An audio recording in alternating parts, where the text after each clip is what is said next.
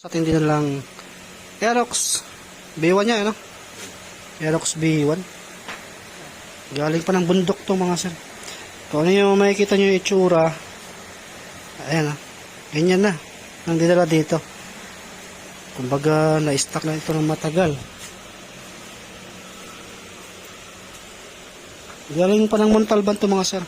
Issue nito, ayaw na mag-start tapos maingay makina. Okay, testing mga Apollo kung ano yung gagawin natin dyan. Panel, sunburn. Pero unahin natin yung makina. Ayan o. Na mag-start. Kaya ang gagawin natin ngayon dito mga sir, dahil ganun naman na yung tunugan, hindi na rin siya nag-i-start. Pag-iwalay na natin yung makina sa kanyang chassis nito. Hindi rin naman din sa nito. Kasi base lang doon sa may-ari natin daw ito ng langis. At medyo kakaiba na yung tunog. Kaysa magdukot-dukot tayo, pag-iwalay na lang natin. Para kahit pa paano, mahigpitan natin ng mabuti yung mga tornilyo. Kunting panahon lang naman yung pagitan to dukot to pag-iwalayin. Tawa lang. Ayan, dadalawa lang kami ni Kapulong mga silang gumagawa. Dahil bakasyon na yung iba. Bakasyon na mga pupo. Bakasyon na. Tali, apat pa tong mga overall namin. Kasama yan, no? Dalawa sa labas. Marami na kasi silang pera. Yaman na sila eh. Okay, pag-iwalay mo natin ito mga sir ha, kasi hindi na rin siya nag-i-start mga sir. At may barya dun sa loob ng makina. Yaman na sila. Bago naman natin kalas-kalas yung mga makina niyan, siyempre, ibabaw. Ganun muna ang gagawin natin. Kasi ang purpose natin, ayaw ko naman din na gumastos ng napakalaki si sir kung hindi naman kailangan. Dahil base naman dun sa sa itsura ng motor, matagal na rin to. Stock na rin to. At iniintay ni sir yung update natin sa kanyang motor. Bali ngayon lang din ito magagawa. Bali 2 days na to sa amin, pang 3 days. Ngayon lang ito magagawa. 3 days, 4 days, ganun. Ngayon lang din ito magagawa. Gawa kasi may nauna pa sa kanyang nag-iwan. Yan ang nauna. Tapos may nauna pa doon. Siyempre, yun ang mga inuna nating gagawin. Kaya ito na. Bubuksan na natin ito. Fast forward na natin ito mga sir para hindi lang mababa yung video natin. Yan, Yamaha Aerox ito mga sir. Kaya hindi lang Honda yung aming ginagawa. Yamaha din. Bihira lang ako nag-upload ng Yamaha kasi bihira lang din naman yung nanonood. Pag si Honda in-upload ko, mas marami nanonood. Pag si Yamaha, kung tinanonood. Sinasabi ng iba, sirain daw si Honda kasi puro Honda yung video ko. Pero hindi nila alam na kapag Yamaha naman yung ginawa ko, bihira yung nanonood. Mga sir, bali napag-iwalayan natin yung chassis at makina. Medyo natagalan si Kapulong magpahiwalay. Gawa kasi ng walang center stand tong motor na to. Yan, bali dalawa lang kasi kami ngayon at gumagawa rin kasi ako doon noob. Baka ikakabit ko na si Gunyal noon. At ito nga medyo mahirap pag-hiwalayin. Gawa kasi ng na-stock. Nag-ubido yung kanyang mga mga tornilyo. Tapos siyempre natin alagak muna yan. At yun na yung bubuksan natin makina para ma-check kung ano yung mga pisa bang kailangan natin dyan. Kasi unang-unang ginagawa natin dyan, checking muna bago bumili ng pisa. Mahirap naman kasi magpabili ng pisa nang hindi mo naman din alam kung ano yung mga papalitan. Kasi imbes na makatipid si customer, kapag once na binila mo ng pisa, hindi mo pa alam yung anong pisang papalitan, mapapagastos lang yung may-ari. Kaya napaka-importante yung binubuksan muna, chine-check muna kung ano yung mga damage na pisa, yun ang ipapalitan. Para sure ball dun sa pisang bibilin. Kaya yun na yung check natin ngayon. Lalagay natin dito kasi walang sintrestan. Yan yung pinagkaiba ng walang sintrestan. Kapag ka mag-overhaul ka, mahirap. Alam ko sa iba, may additional yata yan eh. Yan. Papabukas ko muna kay kapulong kasi ilulubog ko muna yung sigunyal dito. Sige, buksan mo muna yan. At ilulubog ko muna isa. Okay, ito mga sir, tinanggalan ni kapulong yung cover, tapos water pump, radiator, yan. Pero hindi pa natin ginagalaw yung ano. Kapag ka-tensioner naman, pag ginagato mo, meron siyang playground. Pero ito, sumasayaw, oh. Yan.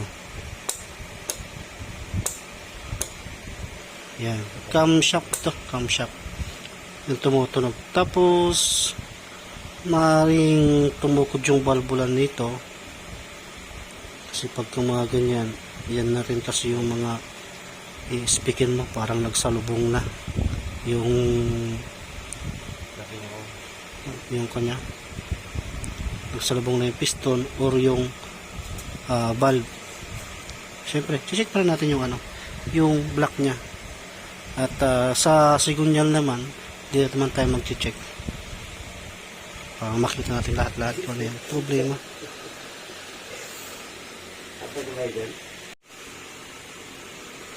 Okay, tagalan natin yung cylinder head nya.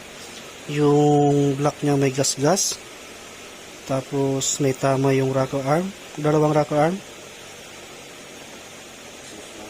exhaust lang, problema. Tapos yung camshaft,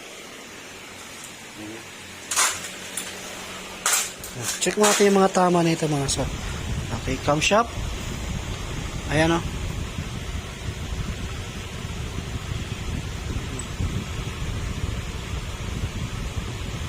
Okay. Pero mayroon naman nabibili niyan mga sir. Tapos ito o. Oh, hindi klaro.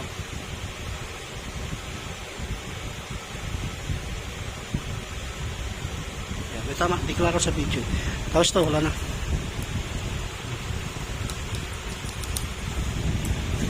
Tapos black seat. Hindi siya tingnan mo kung buhos mo ng gas, kung gas compression para makita natin. Black seat mga sir, may gas gas isa rin yan sa papalitan natin. Tapos dun sa sigunyal, totally doon sa pag-under pa lang, hindi ko naman sa narinigan na may problema yung sigunyal niya. Sa ibabaw lang talaga siya may problema. Kaya na mag-start kasi meron. Ito, punta rin doon. Ayan o. Lakas niya, no?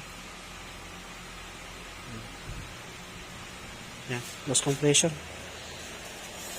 Kaya ayaw mag-start. Yan. Kaya napaka-importanting chine-check mo na. Kapag ka ganun tunugan, ayun, sasabihin sa iba, sigunyal yan. Pero hindi pa klaro. Kaya napaka-importanting binubuksan mo natin, chine-check mo natin. Kaya doon sa mga magpapagawa sa amin kung lagi kong sinasabing check mo natin bago tayo mag-canvas o kung magkano presyo, kung magkano gagastos nyo. Kasi napaka-importanting ma-check mo na kung ano yung mga pisa. Kasi hindi naman ako magbabase. Pero kung talagang maghihingi kayo sa akin ng estimation, syempre, nasabihin ko yung medyo may kataasan, gawa ng hindi ko maalam kung ano yung sira. At least kapag once na malaki budget nyo at nabuksan, andyan naman kayo, nakita nyo naman kung ano lang yung pisang papalitan, yun yung papalitan natin. Wala tayong okay pa, papalitan mo na, wala tayong ganun kasi kayo ang kawawa mga sir. Kami, bayad kami sa labor, kaya ayaw namin ng ganun, kayo ang magsasuffer. Tapos to, check din yung sigunyal dyan mga sir. Para isang bilihan ng pisa. Yan, tama siya. Kinabit na natin yung bago natin valve seal. Yan yung exhaust na rocker arm. Saan yung block set. Yan, tapos to na yung natin piston. Piston ring, mga gasket nya. Saka yung sa ilalim naman yung block nya. Tapos yan, yung valve seal, nilagyan na rin natin. At nilinisan rin natin yan.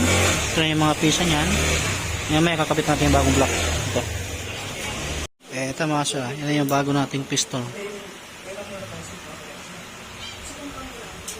Tapos piston ring. Base gasket. Ayan, nandiyan na sa loob. Tapos yan yung piston nya. I-assemble mo natin yung piston. Rocker arm na exhaust. Saka yung bearing. Ayan, ikabit na rin. Yan yung bago natin block mga sir. Piston dyan na. Dowel pin, huwag nyo rin kalimutan yan. Laking tulong yan sa ano. Hindi ma-deform yung block natin at hindi mabilis magasgasan. Chrome bore yung block na yan. Sige, kabit muna natin. Yung piston ring gap, sa aggregate nyo mga sir, huwag magkatapat o magkalapit. Layo nyo ng konti. Dahil sa katagalan kasi yan mga sir, yung piston ring kasi, umiikot ng bagya yan. Pero hindi yung ikot na ganon. Umiikot ng konti yan. Pero matagal. Siyempre, pag nilayo nyo, taon ang abutin yun. Taon-taon. Bigyan nyo lang ng langis.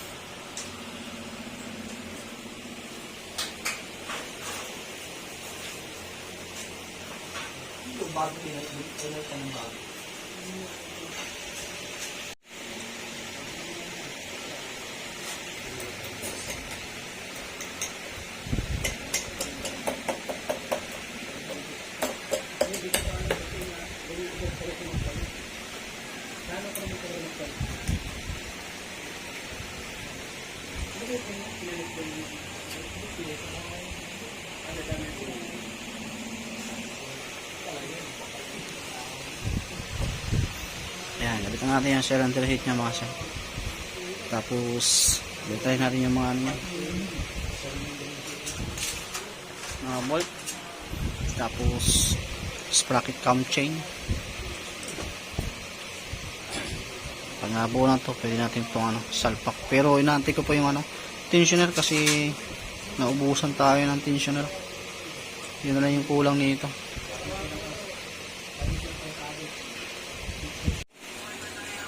Yan yung bago natin tensioner mga sir. Lahat ng ginamit natin dito mga sir ay original. Wala tayo ginamit aftermarket. Kasi mas tumatagal kasi yung original kaysa aftermarket. May mga aftermarket na tumatagal, yung mga kilalang brand na. Yan, may timing na. At sinukatan din ng valve clearance yan mga sir. Okay, kabit mo natin yan. Tapos cover. Para may salpak na doon sa chassis nya. Eto mga sir, tapos na yung kanyang makina. At pagsamahin na natin yung kanyang chassis.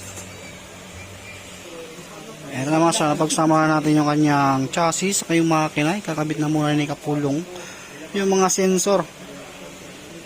At syempre, lagyan natin yung coolant. Tapos papantry natin. Eto mga sir, nakikabit na natin lahat yung mga sensor. Tinatry natin siya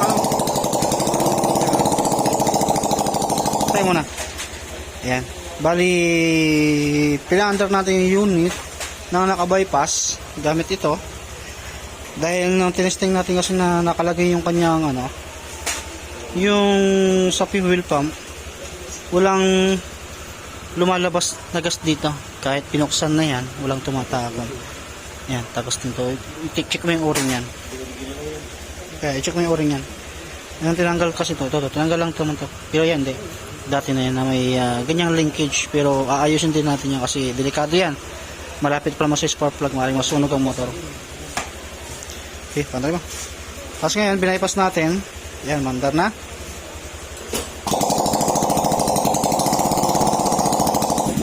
Yan, huwag natin patanggalin ang panda rin. Kasi kakapit pa rin itong butso.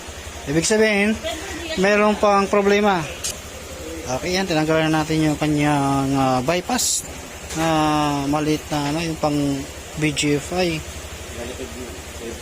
Yan, i-try mo panda rin. Tinesting na kasi yan, tapos sildandro lang konto. Ayan. Kaya mag-start. Dahil walang bumubugang gasolina. O hindi nagbibigay si fuel pump ng gasolina. Pupunta ng injector. Kaya yun ang isang problema pa natin. Yung itong leak na to, madali lang naman yan, baka o-ring yan, putol yung o-ring.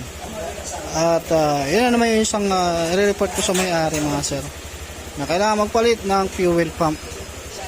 Pero yung motor niya ay maandar na. At tahimik naman na dahil wala namang kumakalansing na. Ayan, on mo. Ayan, naka-on yan pero walang tumagas dito. Confirm, fuel pump damage na. Kasi parang na-stuck din yata to. Kaya mahirap din mga sir na na-stuck yung unit. Lalo kung hindi na apply ng bagong gas.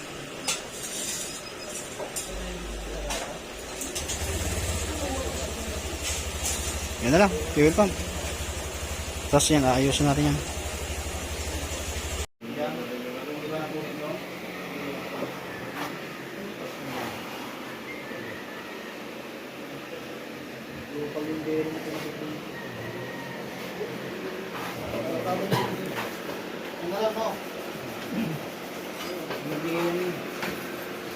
Ito, belt ko, pero basta naman, no?